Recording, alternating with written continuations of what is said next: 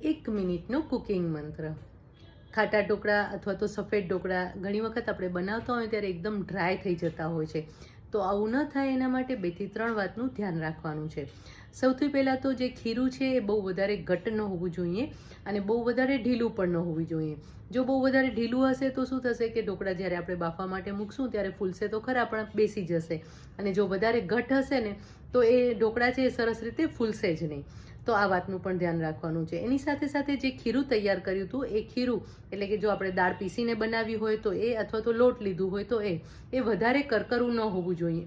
જો ખીરું વધારે કરકરું હશે તો પણ ઢોકળા એકદમ ડ્રાય લાગશે. અને આવું ન થાય એના માટે એની અંદર જ્યારે પણ તમે ઢોકળા બનાવતા હો ને ત્યારે એ ઢોકળાનું જે ખીરું તૈયાર થાય ને એની અંદર 2 થી 3 ચમચી તેલ ઉમેરી દેવાનું છે. અને જો એવું પણ કરી શકો તમે કે તેલ અને પાણી બંનેને ગરમ કરી અને તમે ઉમેરી દેશો તો પણ બહુ જ સરસ સોફ્ટનેસ આવી જતી હોય છે. એની સાથે તમે સોડા પણ એડ કરી શકો છો. એટલે કે તેલ, પાણી અને સોડા એ ત્રણેયને તેલ પાણીને ગરમ કરી લેવાના છે અને પછી એ ગરમ થાય એટલે એની અંદર સોડા એડ કરી અને એક તમે ખીરુંમાં એડ કરી દો તો પણ એકદમ સરસ ફર્મેન્ટેશન થઈ જશે. ઘણી વખત એવું પણ થતું હોય છે કે ફર્મેન્ટેશન પ્રોપર ન થયું હોય તો પણ ઢોકળા એકદમ ડ્રાય થઈ જતા હોય છે. તો બસ આ નાની નાની વાતનું તમે ધ્યાન રાખશો તો ઢોકળા એકદમ પરફેક્ટ તૈયાર થશે અને એકદમ મુલાયમ તૈયાર થશે.